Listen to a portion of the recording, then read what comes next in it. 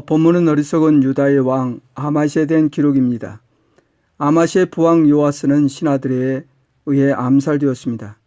다행히 요아스의 암살이 유다에게서는 역성 혁명으로 이루어지지 않고 그의 아들 아마시아가 왕위를 계승했으나 왕위 권위는 매우 취약했습니다.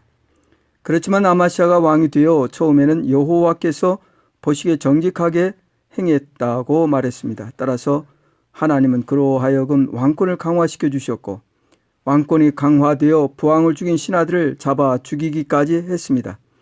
그렇지만 아마시아가 하나님 앞에서 온전한 마음으로는 행하지 않았습니다. 아마시아는 에돔을 칠 계획으로 유다와 베냐민 중에서 30만 명을 군사로 모았으나 그들만으로는 부족하다고 여겨 이스라엘 나라에서 10만 명의 용병을 고용했습니다. 그러나 하나님께서는 아마시아에게 선지자를 보내어 용병을 돌려보내고 유다군으로만 싸우라고 전하게 하셨습니다. 처음에는 아쉬움을 나타냈지만 선지자 전하는 하나님의 말씀대로 순종하여 전쟁을 일으켜 크게 승리했습니다. 이런 아마시아의 승리는 그의 군사력에 의한 것이 아니었습니다. 하나님의 전적인 은혜였습니다.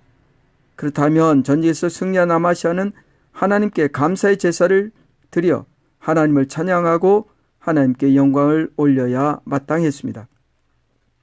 그런데 아마시아는 그렇게 하지 않았습니다. 오히려 에돔 사람들을 죽이고 돌아올 때에 세일 자손의 신들을 가져와서 자기의 신으로 세우고 그것들 앞에 경배하며 분향했습니다.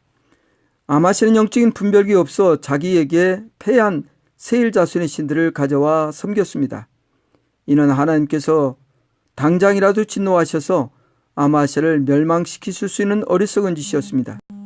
하지만 긍휼이 많으신 하나님께서는 아마시아에게 선지자를 보내 저 백성의 신들이 그들의 백성을 왕의 손에서 능히 구원하지 못하였거늘 왕은 어찌하여 그 신들에게 구하나이까? 라고 묻게 하셨습니다.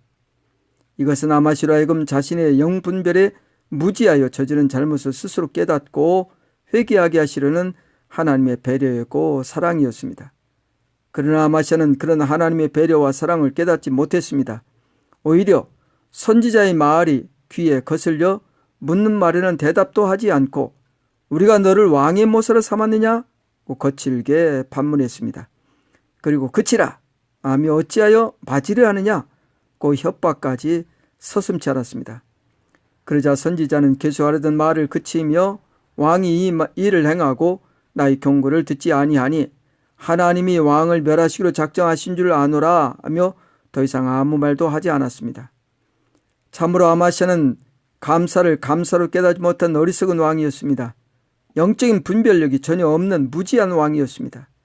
그래서 자기의 패한 나라의 우상을 가져다가 그것을 섬겨 예배하는 분별 없는 짓을 했습니다. 그의 이런 행위는 하나님을 만으로 여기는 엄청난 범죄였습니다. 거기다가 이것을 깨닫게 하기 위한 하나님께서 보내신 선지자까지 배척하는 죄를 더했습니다. 아마시아는 자기에게 하나님께서 긍휼하심으로 배려하시는 사랑마저도 깨닫지 못하여 외면함으로 스스로 멸망을 자초하게 되었습니다.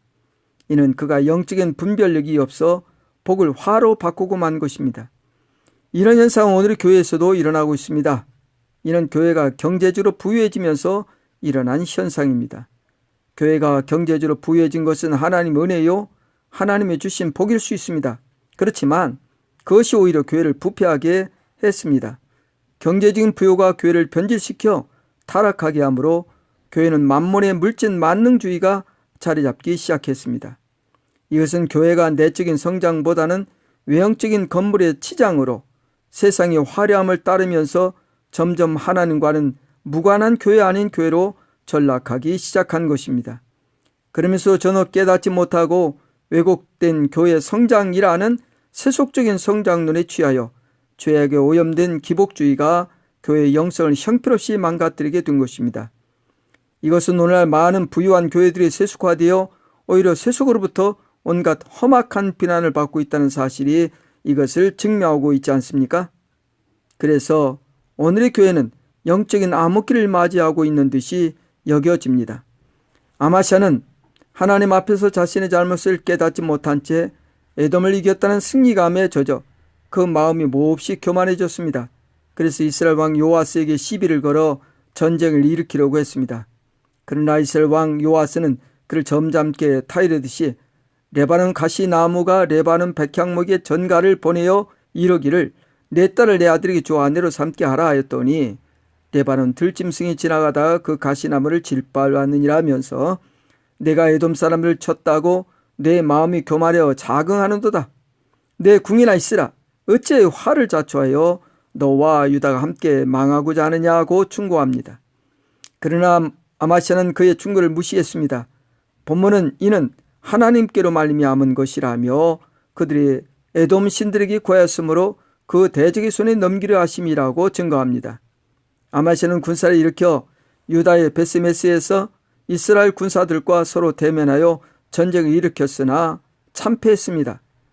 유다의 군사들은 뿔뿔이 흩어져 각기 자기들의 장막으로 도망쳤고 아마시아는 베스메스에서 이스라엘 왕에게 사로잡혔습니다.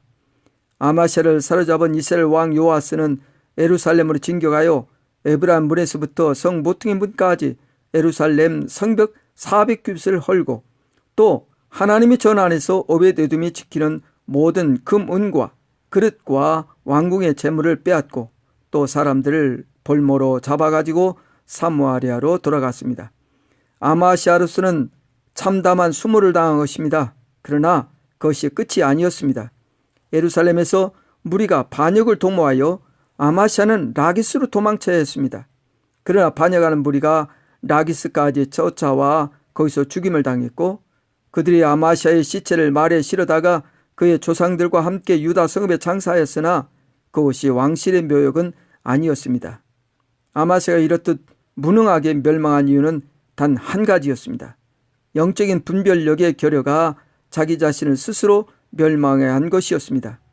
오늘의 부유한 많은 교회들이 수치를 당하는 것도 아마시아의 경우와 같은 맥락에서 이해할 수 있음을 깨닫게 합니다. 그러므로 오늘의 교회는 아마시아의 전체를 밟지 말고 오히려 그의 행적을 반면 교사로 삼아 하나님의 은혜와 복을 징계와 화로 바꾸는 어리석음을 피해야 할 것입니다. 그러기 위해 무엇보다 중요한 것은 영적인 분별력을 갖추어야 합니다. 주여, 영적인 분별력을 갖추게 하옵소서. 하나님의 은혜와 복을 징계와 화로 바꾸는 어리석음을 벗어나게 하옵소서. 오직 주 예수 그리스도의 이름으로 기도드립니다. 아멘. 불꽃 신재성 목사였습니다. 더 많은 내용을 확인하기를 원하시면 다음 카페 불꽃의 말씀 묵상에서 찾아 읽으실 수 있습니다. 감사합니다.